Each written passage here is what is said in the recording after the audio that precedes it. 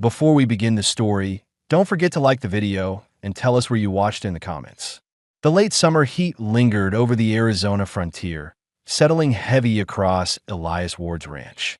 The land stretched wide and dry, broken by scattered mesquite trees and the slow shimmer rising off the dirt. Elias stood near the corral, tightening the last nail into a loose board. Sweat rolled steadily down his back. His shoulders ached from a day that had started at sunrise, but he kept working because work was something he could control. Elias Ward, 35, had lived alone on this ranch for almost 5 years. Before that, he had ridden with a small militia group during a border conflict. Before that, he had lost 2 brothers and a father in a dispute that turned violent. He rarely spoke of it. Silence had become a barrier that kept the memories in place. He had no wife, no children, and no ties beyond the land he worked and the horses he cared for. His mission, if anyone asked, was simple: keep the ranch standing, survive each season, and bother no one. He finished hammering and wiped the sweat from his brow. The sun was dropping behind the rocky ridge to the west when he noticed shapes moving along the dusty road. 3 figures were walking toward the gate. Women, wrapped in light buckskin garments, with hair tied in simple braids. They moved with calm purpose, not hurried, not afraid. Elias straightened, unsure if he should call out or wait. His throat tightened. Apache land began less than a mile past his fence line. Apache visitors were rare, especially unannounced. As they approached, he recognized Nalina first. She was around his age, maybe a year younger. A widow for 3 winters. He had seen her only a handful of times at trading posts or on the ridge her people used for gathering herbs. She carried herself with quiet discipline. Her expression was steady. Even when her eyes revealed strain she never voiced. The other 2 women, Lanza and Oyana, were widows as well. Their husbands had died in raids or illness. Elias didn't know the details. He only understood that many homes in their band had been left without men. The 3 of them stopped at the gate. Dust settled around their feet. The air was so still that Elias could hear his own breathing. Nalina spoke first. "We come to you with respect," she said, her voice low, steady. "We ask for a matter of the future." Elias nodded, but said nothing. His chest tightened with a familiar discomfort. He had never been good with unexpected conversation. He forced himself to meet her eyes. Nalina continued, choosing each word with care. "Our people lose numbers. Illness, war, too many winters with fewer men returning. Our elders say the women must secure the next generation." She paused, glancing at the other widows before returning her gaze to Elias. "We were told to ask you for help in bringing children into our band. Twins, if the spirits allow." The air seemed to stop around him. Elias's hands went cold despite the heat. His thoughts scrambled, unable to settle. He understood exactly what she meant, yet he struggled to believe the request was real. He swallowed hard. "Why me?" His voice sounded rough from disuse. Nalina did not hesitate. "Because you live honest. Because you carry no cruelty. Because you stand alone, but you do not harm others." She looked at him with a mix of exhaustion and fragile hope. "And because our elders trust a man who keeps his word." Elias felt a sharp pressure in his chest. He turned slightly, unable to hold her gaze. He did not see himself the way she described. To him, he was a man shaped by violence he could not erase. A man who lost too many people because he either arrived too late or acted too fast. A man who avoided attachments so he would never repeat the same pain. He forced a breath through his lungs and tried to think clearly. He could not answer. Not now. Not when the weight of their expectation was so heavy that he could barely remain standing. He felt fear, not of the women, but of the responsibility they placed at his feet, of becoming tied to a future he did not believe he deserved. The widows seemed to sense his turmoil. None pushed him. No impatience, no judgment. Only a quiet understanding. Nalina lowered her head respectfully. "We do not ask for an answer today, only that you think. We believe you will choose with a clear heart." Elias nodded stiffly, but his hands trembled. He hoped they did not see. Lanza added softly, "We want a future for our people, not out of desperation, out of duty, but we will not force this on you. Oyana placed a hand briefly over her own heart in thanks. The gesture was small, sincere. The three women turned to leave, walking back toward the dimming horizon. Their silhouettes grew smaller as the sun dipped behind the ridge. Elias stood motionless at the gate long after they disappeared. His pulse remained unsteady. The request echoed in his mind, pulling up old fears he had buried under years of work and isolation. Why him? What made them believe he could give anything worth having? As the sky shifted into deep blue, Elias finally stepped away from the fence and looked across the empty land. The ranch felt larger than usual, too quiet, too unoccupied. He understood something important. The widows had not simply asked for children. They had asked for a man who would stay. A man who would not disappear when life grew heavy. A man they believed he might be. And Elias, for the first time in years, did not know whether to walk back inside or walk toward the possibility that frightened him more than any gunfight ever had. Night settled over the ranch slowly, leaving the air warm and still. Elias remained outside long after the women disappeared from the road, trying to calm his thoughts. He finally went inside the small house, but sleep never came. Every time he closed his eyes, he saw Nalina's expression, steady, respectful, hiding strain she did not speak of. He replayed her words, trying to understand why they had chosen him and what they expected of him as a man who had not been part of anyone's life for years. He rose before dawn, restless and tense. The horses called from the corral, and he welcomed the distraction. He moved through the tasks automatically. Hay, water, a quick check of hooves, but his mind kept circling the same questions. He needed to understand their situation better. He needed to know whether they had anyone else to turn to, whether their elders had truly sent them, and what it meant for their band if he refused. As the sun broke across the ridge, he heard footsteps approaching the gate. His grip tightened around the rope in his hand. For a moment he expected all three widows to return, but only one figure appeared. Nalina. She carried a small sack over her shoulder, likely food or materials from her camp. Her walk was quiet and measured. She stopped near the corral, waiting for him to decide if he wanted her there. She did not step farther until he lifted a hand in greeting. Her presence stirred something uneasy in him. Not fear, not discomfort, but awareness. She spoke with the calm tone she always used. I came to help with the horses. There is a broken rail on the west side. It will fall if not fixed. Elias nodded and gestured toward the board. He appreciated that she spoke of work instead of the request. It helped him breathe easier. They moved together along the fence, handing tools back and forth without unnecessary words. Nalina finally spoke again, her voice steady. Our elders do not push us. They gave us a choice. We came because we believe our people must continue. But we did not come to force anything on you.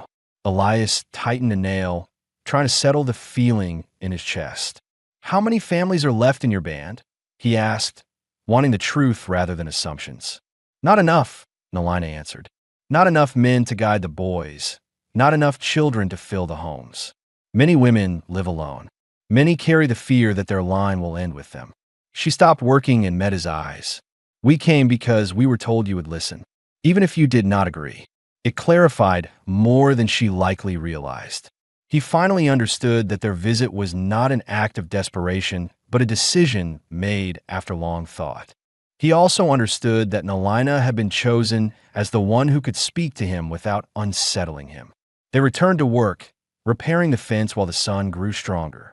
When they finished, Nalina offered him a strip of dried meat from her sack. He hesitated, then accepted. The small gesture eased some of the tightness in his chest. As they ate, Elias noticed how tired she looked, not from lack of sleep, but from the weight she carried. Her people depended on her judgment.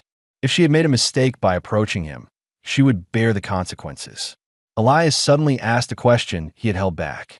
If I say no, what happens then? Nalina lowered her gaze. We will try again with someone else. But there are few we trust. Too many outsiders take advantage. Too many disappear after making promises. She paused. Your refusal would not harm us, but it would close one of the few paths left. He felt the truth settle in the quiet between them. She rose to leave, brushing dirt from her hands. We will not ask again unless you bring an answer. You have time. We continue our lives. You continue yours. She studied him for a brief moment, her eyes calm, not pleading. If you need to understand us better, come to our camp. It is open to you. Elias watched her walk down the trail. The wind moved through the dry grass, carrying the faint sound of her steps until they disappeared. He exhaled slowly, realizing the decision was no longer a simple yes or no. If he stepped forward, he would join not only a request, but a community. If he stepped back, he needed a reason stronger than fear. His day continued with repairs and chores, but nothing felt the same. The ranch no longer seemed isolated. Nalina's presence remained in every corner she had walked, in the board she had helped repair, in the small piece of dried meat he still tasted on his tongue. As evening came, Elias sat on the porch, watching the sky darken. He felt the familiar loneliness rising around him, but this time it did not settle comfortably. There was a trace of something else, a question he could not shake. Was he still living this way because he wanted to, or because he had forgotten how to live any other way? The night grew quiet. He stayed outside long after the stars appeared, knowing the widow's request had become a door he could not ignore. Whether he walked through it or not would define the rest of his life. The next morning began quietly. Elias stepped out onto the porch before sunrise, expecting the familiar weight of solitude. Instead, he found himself scanning the road, wondering whether Nalina might return. The thought unsettled him. He rubbed a hand over his face, trying to focus on the day's chores, but her words from the day before stayed with him. If you need to understand us better, come to our camp. He knew he needed answers. He also knew that avoiding them would change nothing. With a slow, steady breath, he saddled his horse and rode toward the Apache settlement. The land between his ranch and their camp sloped gently downward into a valley dotted with brush and scattered cottonwoods. The air smelled of dry earth and faint smoke drifting from distant cook fires. Elias felt tension tightening across his shoulders as he approached the edge of the community. He was aware of how out of place he looked, an outsider riding alone into a group that had every reason to keep their distance from men like him. When he reached the first cluster of shelters, several children paused in their play. One of the elders watched him closely, but without hostility. Elias dismounted slowly, keeping his movements calm. He did not want to bring unease. Nalina approached from between the lodges, carrying a woven basket filled with herbs. The moment she saw him, her expression changed. First surprise, then a steady calm. She lifted the basket slightly. We gather medicines early. The heat dries them out by midday. Elias nodded, unsure how to start. I came to understand what your people are facing, he said. Not to take anything out of place, only to see. She handed the basket to a younger woman and motioned for him to walk with her. As they moved through the camp, she answered the questions he had held back. The band was smaller than he imagined. Several homes had been abandoned after raids. Illness had taken others. Many young boys were being raised by widows alone, and the elders feared the next generation would be too few to support their traditions, their hunting parties, and their seasonal migration routes. Elias listened closely. The quiet strength of the community struck him. Women tending children, elders weaving, young men repairing tools. Despite the losses, the camp did not carry despair. It carried determination. Nalina stopped near a corral where 2 ponies grazed. She rested her hands on the rail. We are not looking for someone to solve everything, only someone who will stand with us, even if it is in small ways. Her honesty settled something inside him. He had assumed their request was entirely tied to survival. Now he understood there was more beneath it: fear of fading traditions, homes growing silent, and children growing up without guidance. He studied the camp, absorbing details he had never taken the time to notice. You believe I can help, he said quietly, even though you barely know me. Nalina turned her head slightly. We know enough. You live alone without bitterness. You do not speak harshly. You treat your horses well. These things show a man's inside. Elias looked away, caught off guard by her certainty. He had spent years believing he was a man shaped by violence and regret. Hearing that someone saw something steadier in him worked against every doubt he carried. They continued walking until they reached a shaded area where the elders often met. A few nodded to Elias in greeting. Their acceptance surprised him, but he kept his posture respectful. An elder stepped forward and spoke in a calm voice. "If you're unsure, we understand, but we thank you for coming. A man who seeks to learn before he decides is not a danger to us." Elias bowed his head slightly. The elder's words carried no pressure, only acknowledgement. It eased the tension that had followed him from the ranch. After the meeting, Nalina walked him back toward his horse.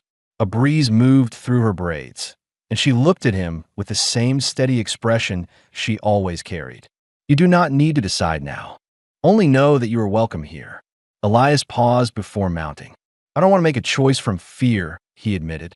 "I want to understand what it means for all of you. And for me, that is enough for today," she said. He rode back to the ranch under the rising heat, the camp shrinking behind him. His thoughts were clearer now. The widows were not trying to bind him to a duty he could not uphold. They were trying to keep their people alive while also seeking a man who could live among them with steadiness and respect. When he reached home, the ranch did not feel as empty as before. He walked the fence line, repaired a latch, fed the horses, and found himself glancing toward the road without realizing it. The silence around him felt different now. Not heavy, not painful, but waiting. He understood that whatever answer he eventually gave would shape 2 lives, perhaps many more. And for the first time, he felt the faint beginning of something he had not allowed himself to feel in years. The possibility of belonging to something other than his own solitude. The weather shifted 2 days later. Clouds thickened over the ridge, pushing shadows across the land. Elias recognized the change immediately. The air carried a heavy stillness, the kind that warned of a desert storm long before the first drops fell. He moved quickly along the ranch yard, tying down loose boards, securing the feed barrels, tightening ropes around the haystack. He hoped the storm would break farther north, but the dark wall forming in the distance told another story. He was adjusting the barn door latch when he noticed movement on the road. 3 figures approached through the rising wind: Nalina, Lansa, and Oyana. Their steps were steady, but their hair and garments whipped in the gusts. By the time they reached the porch, the first drops of rain were already tapping against the ground. "You should stay inside until it passes," Elias said, raising his voice slightly above the wind. Nalina nodded, but her expression carried concern. "Our camp is too far to reach safely now. We came to ask shelter." Elias stepped aside without hesitation. "The barn is safer than the house. It's built stronger." They followed him to the barn just as the sky opened.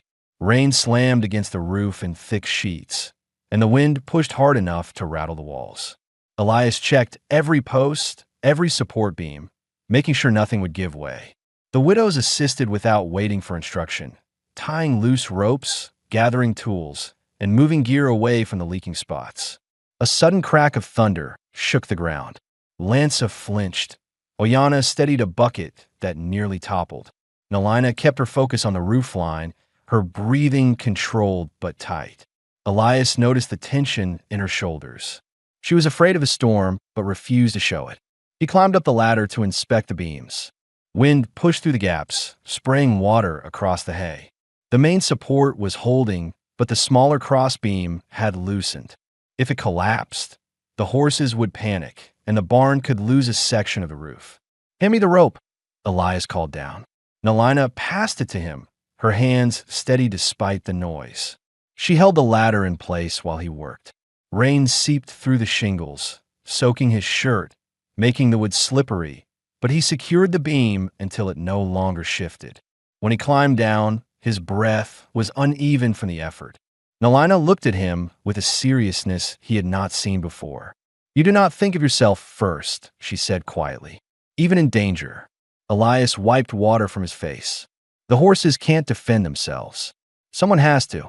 The answer was simple to him, but Nalina seemed to study it deeper. She stood closer than usual, her eyes taking in the exhaustion in his movements and the steadiness he forced into them. The storm raged for hours. Water ran beneath the barn door, in thin streams. The horses paced nervously, hooves thudding against the stall floors.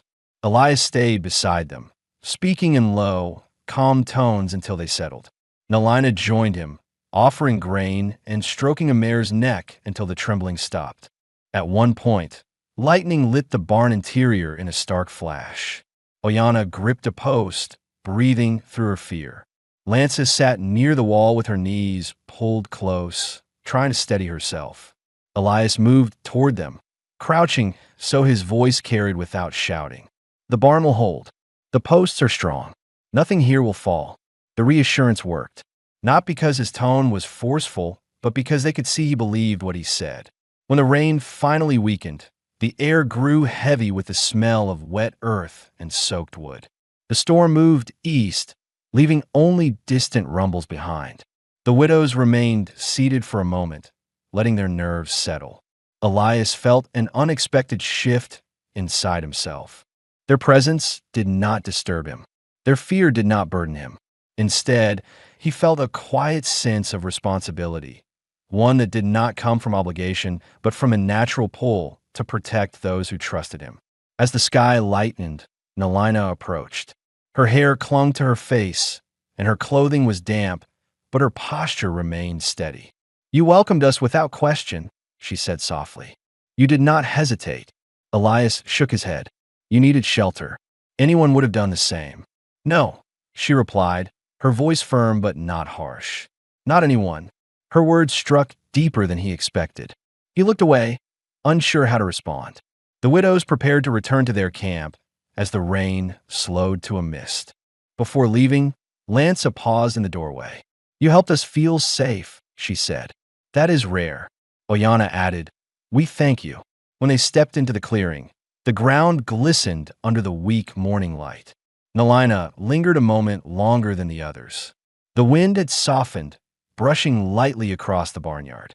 "You wonder why we came to you," she said. "But you show the reason every time you act." Elias felt his throat tighten. "I'm not sure I'm the man you believe I am." She shook her head gently. "You do not see yourself clearly, but we see enough." Then she walked away, following the other widows down the muddy trail. Elias watched them disappear beyond the ridge. The barn behind him stood solid, the ground soaked but intact. For the first time, he understood that their trust in him was not based on a single request or tradition.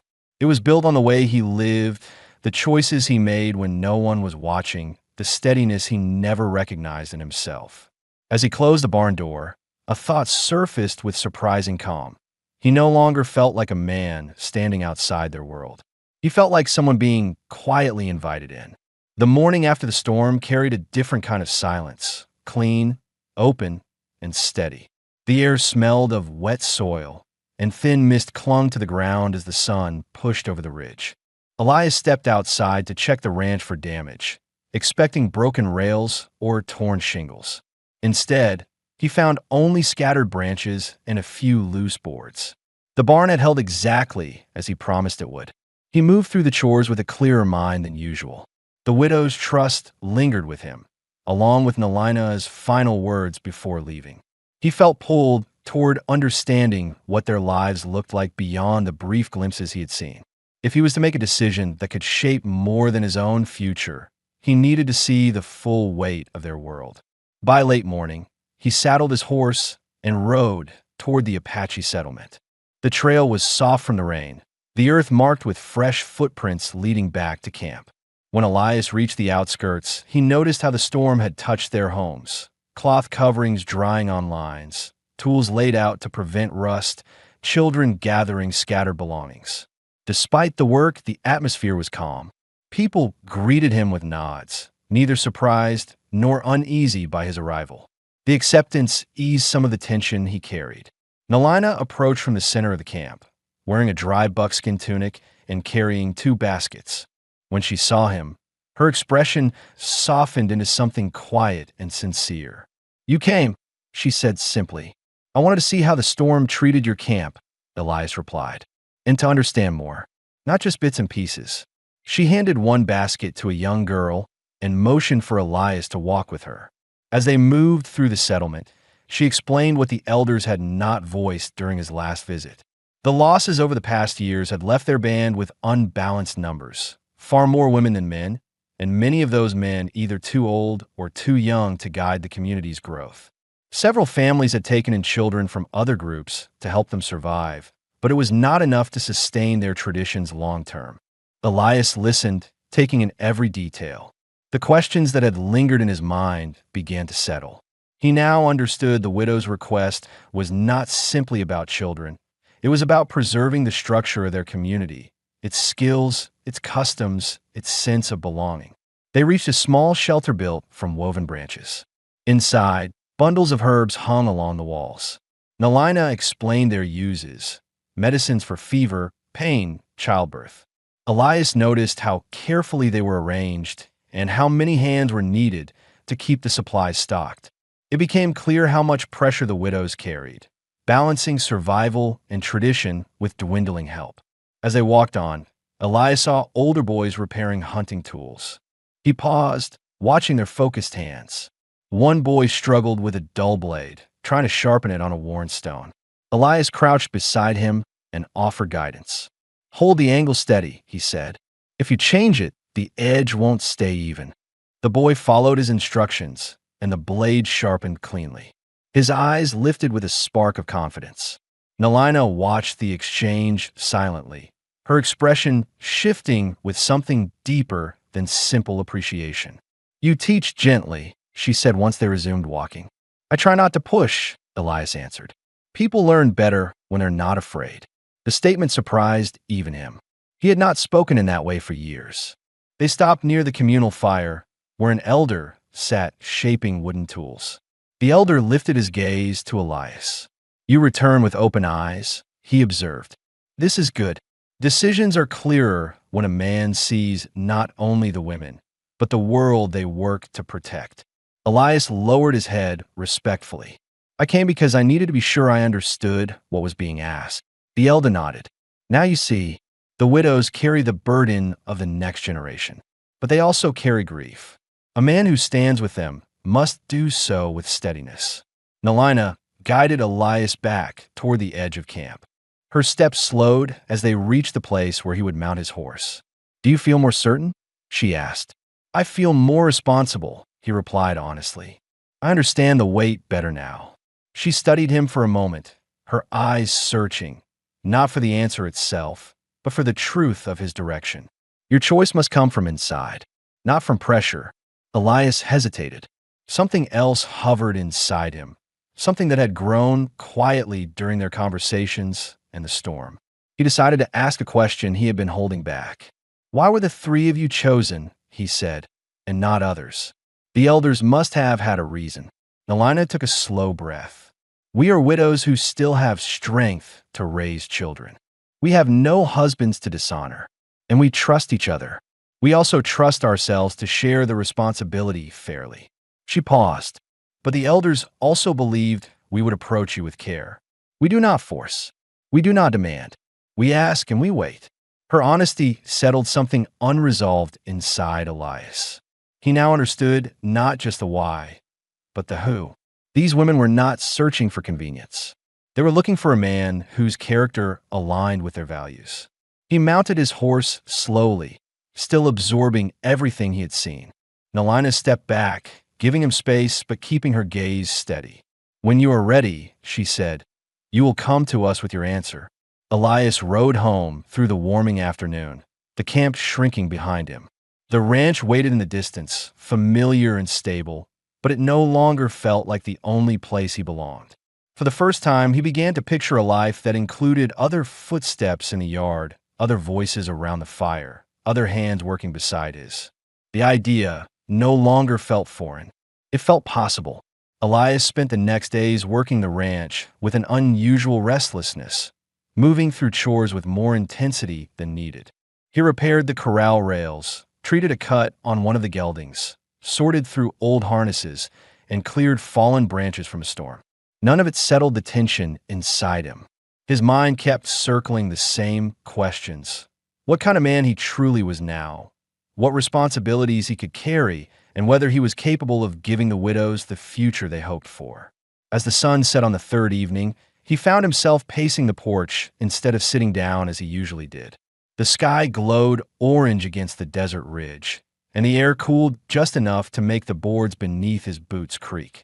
His hands stayed restless, rubbing against each other, tapping against the railing, folding and unfolding without purpose. He finally admitted the truth to himself. The uncertainty was no longer about their request. It was about his own past and the parts of his life he had never allowed anyone close enough to see. When morning came, he saddled his horse and rode toward the settlement again, not to observe this time, but to speak. The camp was busy with preparations for the coming autumn. Women sorted dried herbs, children gathered wood, and the younger men repaired tools for the hunting season. Elias dismounted quietly, feeling dozens of small movements around him, but no discomfort. The people treated him not as a stranger intruding, but as a man with purpose. Nalina approached from a row of drying skins, her steps steady, her eyes calm. She studied his face carefully before speaking. "You look troubled," she said. "Sit with me." They walked to a shaded area near a large rock where the wind passed softly.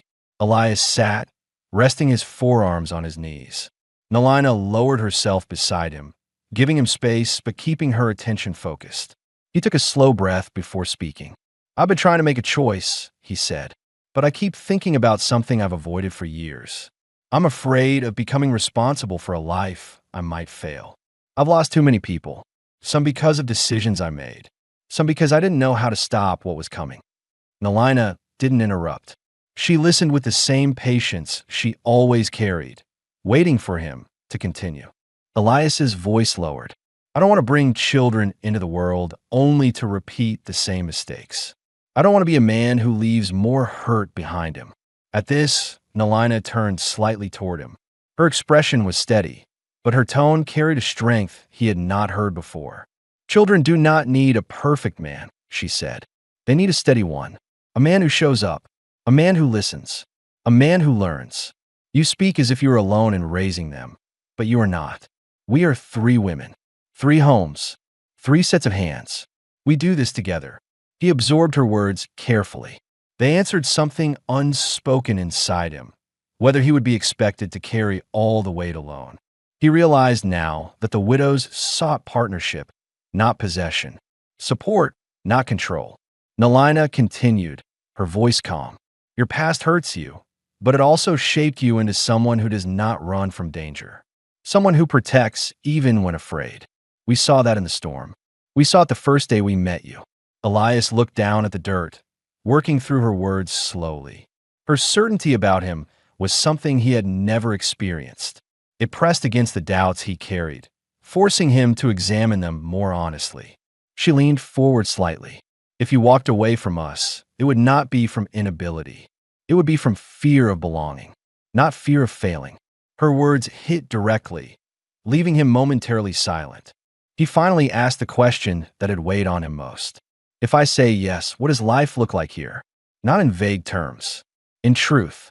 Nalina gave a thoughtful nod. She spoke plainly. "You would split time between your ranch and our camp until we decide what works best. You would take part in teaching the boys skills they need. You would guide the children we hope to bring into the world. You would share meals, work, and decisions with us. Not as someone above or below. As equal." Her voice softened. "You would not be asked to marry unless you choose it. You would not be bound to one woman unless your heart chooses that path. What we ask is commitment, not ownership." Elias absorbed every word, each one settling like a weight that somehow felt lighter instead of heavier. The picture she painted was not of a man pulled into a life he couldn't sustain. It was of a man joining a structure that already existed, where his presence mattered but did not dominate. He let out a slow breath. "I needed to hear that." Nalina watched him with careful eyes. "What do you feel now?" Elias hesitated, then spoke honestly. "I feel like I've spent years living as if I have nothing left to give. But maybe I was wrong." For the first time, Nalina's expression shifted into something softer, still restrained, still respectful, but carrying a quiet warmth he had not seen before. "Then you're closer to your answer than you think." They sat in silence for several moments. No pressure, no urgency, only a steady shared calm. Elias stood at last. "I'll return soon," he said. Nalina rose with him. "We will be here." On his ride back, the land felt different. The open space no longer reminded him of emptiness. It reminded him of possibility. The fear inside him had not vanished, but it no longer controlled the path ahead. For the first time in years, he felt the beginning of a choice that came from hope rather than survival. Elias returned to the ranch with a sense of clarity that made the land look different. The shadows across the corral no longer felt heavy, and the silence around the house no longer pressed against him. For the rest of the day, he moved through his work with a steady focus, patching a section of fence, checking the water troughs, brushing down the horses. Yet his mind kept drifting toward the widow's words. The fear that once shaped every thought had softened. What remained was responsibility, but also a quiet sense of direction. By evening, he knew he could not delay any longer. The widows deserved an answer, and he finally understood that avoiding them would only deepen the uncertainty for all of them. He washed up, changed his shirt, and saddled his horse. The sky was shifting into deep orange when he rode out, the dust rising lightly behind him. The Apache camp glowed with small fires scattered through the valley. Children played near the riverbank. Elders spoke in low voices near the center, and the smell of cooked maize drifted through the air. People noticed his arrival, but no one approached him. They gave him room to choose his own steps. Nalina appeared from beside a shelter, stopping a few paces away. Her expression was still and calm, but Elias sensed a tension beneath it, a quiet waiting that carried more weight than words. Lanza and Oyana sat near a fire with baskets in their laps, pretending to work while their eyes flicked toward him. Elias dismounted and approached the group. His heart beat hard, not from fear of the answer, but from the significance of speaking it aloud. He stopped where all three women could hear him. "I've come with a clear decision," he said, his voice steady. "I want to stand with you. Not as an outsider, and not because you expect it, but because I believe I can be part of what you're building." The relief on Lance's face appeared first, subtle, quiet, but unmistakable. Oyana placed a hand lightly over her chest, exhaling with a soft, grateful breath. But Nalina remained still, watching him with an expression he could not fully read. She stepped closer. "You choose this freely?" she asked, her voice low and direct. "Yes," Elias answered, "but not blindly. I understand the work, the responsibility, and the weight of what you're asking. I also understand what I bring. If I give myself to this, it will be with my full presence." Nalina's posture softened a fraction. She studied his face with a seriousness that made the moment feel grounded and real. "We asked for children," she said quietly, "but we also ask for a man who stays. A man who works with us, not above us." Her tone deepened. "If you stand with us, you stand with our people. Not only with three women." Elias nodded. "I accept that." A brief silence followed. Then Lanza rose from the fire and approached him. "We thank you," she said. "You give us hope we haven't felt in years." Oyana followed, her voice gentle. "This will not be easy at all times, but we will carry the weight together." Nalina remained last. She stepped forward slowly, her eyes locked on his, testing the truth behind his confidence. When she finally spoke, her tone was steady but filled with meaning. "If you take part in our future," she said, "you join us in every step, raising the young, guiding them, helping our homes grow stronger. This is not a single moment. It is a life shaped together." Elias felt the truth settle inside him without resistance. "That's what I want," he said, the words coming naturally. "Not to give something once and walk away, but to build something that lasts." For the first time, Nalina's expression changed into something unmistakably warm. It wasn't a smile, just a faint lifting around her eyes, a softening of tension, a quiet acceptance. She reached out and rested her hand on his forearm. The touch was brief but grounding. "You have given your answer," she said. "Now we begin the work." The other women gathered closer, forming a small circle around the fire. The elders noticed from across the clearing and nodded in approval, acknowledging the decision without ceremony. One of them lifted a bowl of water and placed it near the fire, a quiet symbol that the agreement was seen and accepted by their community.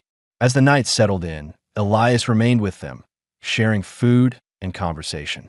He listened more than he spoke, absorbing the rhythm of the camp, the laughter of children, the steady voices of women discussing the coming season. He felt no pressure, no sense of being out of place, only the growing certainty that he belonged in this circle. Nalina leaned closer as the fire crackled. "There will be questions from others," she said softly. "Not challenges, just understanding. They will want to know how you wish to be part of us." Elias nodded. "I'll answer honestly." She met his eyes again. "And what do you want from us?" He considered the question carefully. "Only that you tell me when I need to listen and tell me when I need to step in. I don't want to misunderstand my place."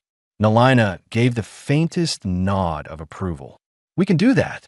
The night deepened, but Elias felt lighter than he had in years. He looked around the fire, at the three women who had approached him with a difficult request, at the community slowly rebuilding itself, at the lives he was choosing to be part of, and he felt something he had not felt since boyhood.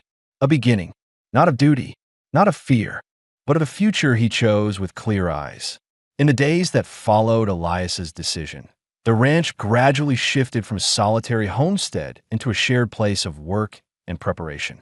The widows began arriving each morning, bringing tools, woven blankets, rope, dried meat, and anything else they thought might help. They moved through the ranch yard as if they had always belonged there, repairing damaged boards, clearing debris from the storm, and organizing supplies for the coming winter. Elias found himself adjusting to the change more easily than he expected. The presence of steady footsteps, quiet voices, and shared labor filled the ranch with a sense of movement that had been missing for years. He noticed how naturally the women worked together. Lanza with her calm precision, Oyana with her quick hands and practical eye, and Nalina with her focused, silent determination. Each knew what needed to be done without debate, and Elias learned to follow their rhythm. As they worked, the widows revealed more of their lives. Lanza spoke of weaving and her hopes of teaching the younger girls before the next cold season. Oyana explained how she had been responsible for training ponies since her husband's death and how she wished the children could grow up with confidence around animals. Nalina said little about herself, but Elias could see her leadership reflected in the way the others paused for her approval or checked her expression before making decisions. One afternoon, while repairing the barn roof together, Elias asked her something that had lingered in his mind. "Do your people understand what this choice means for you?" he asked. "Not just the band, you." Nalina adjusted the rope she was holding and looked down from the beam. "They know I stand for my people, but they also know I choose freely. No one pushes me toward this path." Her response settled another question Elias had carried, whether she was acting only out of duty. Now he understood that she had made this decision with her own judgment, not out of pressure from the elders. As the days passed, the division between the ranch and the Apache camp began to blur. The widows would sometimes bring their meals to share, and Elias found himself eating beside them more often than alone. His movements grew less hesitant around them, and his voice steadier. He learned small details, the way Nalina preferred tasks done in straight, clean lines, how Lanza organized tools by weight and size, how Oyana hummed softly while working with the horses to keep them calm. One morning, the three widows arrived earlier than usual.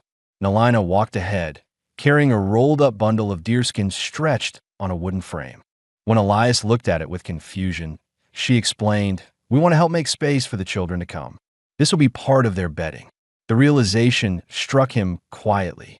They were preparing not only the ranch, but the future itself. They set to work expanding the living area into a separate room beside the barn. The walls were framed with stronger wood, the roof patched to prevent leaks, and the floor reinforced. The widows worked with efficiency, their movements unhurried but purposeful. Elias helped them carry beams and hammer supports into place, surprised by how naturally the teamwork flowed. As the structure grew, so did the sense of unity among them. In the evenings, they sat outside near the fire, talking about the seasons ahead. Elias learned which crops the band traded most often, which hunting grounds they relied on, and how their children learned stories around shared fires. The widows listened when he spoke too, about his father's teachings, about the land he inherited, about the mistakes he wished he could undo. They did not judge. They simply took in his words with steady understanding. One evening, as the sun dipped behind the ridge, Nalina lingered beside him while the others cleaned tools. She looked toward the horizon before speaking. "There is something you should know," she said. "We did not ask you only because you're steady or kind. We asked you because we believe you can build a life with us. Not just a moment, a life." Elias felt the weight of her words, not heavy, but grounding. He realized he had been waiting for this truth without knowing it. "And what kind of life do you want from me?" he asked. "One where you stay," she said plainly. "One where you help raise the children, guide them, and let them guide you. We want someone who will not walk away when times change." Elias met her gaze, and for the first time he felt certain of his place beside her. "I don't intend to leave," he said. "Not anymore." Her expression softened, subtle, but warm enough for him to notice. She stepped closer, her voice quieter. "Then this is not only our future. It is yours too." The air shifted between them, not in a dramatic way, but in a steady, grounded sense of trust that had taken weeks to build. There was no rush, no expectations spoken aloud, only acknowledgement. That night, the four of them sat around the fire, sharing food and quiet conversation. The feeling of solitude that had once defined the ranch was gone. In its place was a slow-forming unity that felt stronger than anything Elias had known for years. As the flames crackled and the stars brightened above, Elias looked at the three women beside him and saw not a request he had reluctantly accepted, but a life he was beginning to build with them. The ranch was no longer a place held together by one man. It was becoming a home built by four hearts working toward the same future. Autumn settled firmly over the land, bringing cooler winds and long stretches of golden light across the valley. The ranch looked different now, stronger, more lived in, more purposeful. The new living quarters stood solid beside the barn, lined with fresh wood and woven coverings. The widow's baskets were stacked neatly near the doorway, and herbs hung from the beams to dry. There was always movement somewhere, someone grinding maize, someone tending a fire, someone checking the horses. Elias found himself waking each morning with a sense of direction rather than the usual hollow routine. The widows arrived before sunrise, and the four of them began their tasks together. Some days they worked the land. Other days they rode to the Apache camp to gather supplies or meet with elders. What once felt like two separate worlds now blended into a single path Elias walked without hesitation. Weeks passed, and the rhythm of their new life formed naturally. Lanza organized lessons for the children, teaching them weaving and simple household crafts. Oyana handled the horses, guiding the boys and caring for the ponies and teaching them to ride with confidence. Nalina took charge of managing supplies and ensuring the new quarters held warmth against the coming winter. Elias joined all three in their work, shifting between tasks as needed, never feeling out of place. As the bond between them deepened, people from the Apache camp began visiting more often, elders offering advice, children looking for guidance, women bringing food or blankets. Elias realized that he was no longer seen as an outsider stepping cautiously into their lives. He was regarded as a part of the community, a man who showed up without wavering. One cool morning, as he repaired the gate latch, Nalina approached him quietly. She watched him work for a moment before speaking. "We have news," she said. "Good news." Elias straightened, sensing the weight behind her words. Nalina's expression softened with a rare, gentle certainty. "It has begun," she said. "Lanza and Oyana feel the first signs, and the elders believe the blessing will come to me as well." Elias felt a stillness spread through him. He understood now what they had all worked toward, hoped for, and prepared for. The future they had spent months shaping was no longer a possibility. It was becoming real. He looked at Nalina, studying the steadiness in her eyes. "Are you all right?" he asked. "I am," she answered. More than I expected to be. You stand with us, and that gives strength. Her honesty carried more weight than any celebration could. It confirmed everything he had wondered quietly. Whether the widows were truly ready, whether they still felt fear, whether they trusted him fully. Their calmness answered every question. The news spread through the camp and the ranch without ceremony, but with a steady warmth. Elders visited to offer blessings. Children gathered near the fires with excitement. The widows worked with even greater focus, preparing bedding, storing food, and arranging spaces for the coming infants. Elias helped wherever he was needed. He repaired tools, checked the roof for leaks, hunted small game for fresh meat, and strengthened the walls of the new living quarters. In the evenings, he sat with the widows by the fire, listening as they discussed the seasons ahead, how the children would be raised, which traditions they would pass on, and how the community would adapt to the growth. One night, after the others had gone to rest, Nalina remained beside him. The firelight moved softly across her face, and the cool night air settled around them. She looked at Elias with a depth that spoke of everything they had quietly built together. "I want to ask you something," she said. Elias turned toward her. "Ask, do you stand with us because you feel responsible?" Nalina asked, "Or because you want this life?" He did not answer immediately. He looked at the fire, watching the flames shift. Then he spoke with the clarity he had been discovering piece by piece. "I stand with you because I choose this life," he said. "Because I want to be here when the children are born. I want to raise them with you. I want to see this place grow, not as a guest, but as someone who belongs." Nalina breathed slowly, her shoulders easing in a way he rarely saw. "Then you're not only giving to us, you're giving to yourself." Elias felt the truth of it settle inside him. He had lived years believing he was a man meant for solitude, someone shaped only by loss. But here, with the widows beside him and a future building slowly around them, he understood something he had never allowed himself to believe. He was not broken. He had simply never been given a place to stay. Winter approached quietly, bringing cold mornings and long nights. The widows moved into the new quarters, and the ranch adapted to the changing season. One evening, snow began to fall lightly across the valley, rare but not unheard of at this time of year. The flakes drifted down in slow spirals, settling across the rooftops and the bare ground. Inside the warm quarters, the widows gathered near the fire, their hands resting over their swelling bellies. Elias sat with them, feeling the strange, grounding peace of knowing that the life forming here was part of him, part of all of them. Weeks later, as the cold deepened, the first cries of newborn twins filled the room, strong, steady, healthy.